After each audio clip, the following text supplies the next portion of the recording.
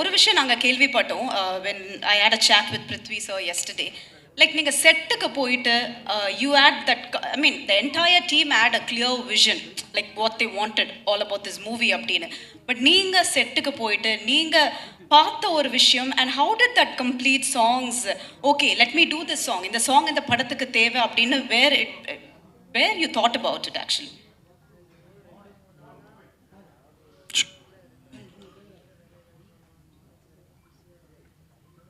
செட்டுக்கு ஆக்சுவலி நான் ஜார்டன் பார்த்ததில்ல.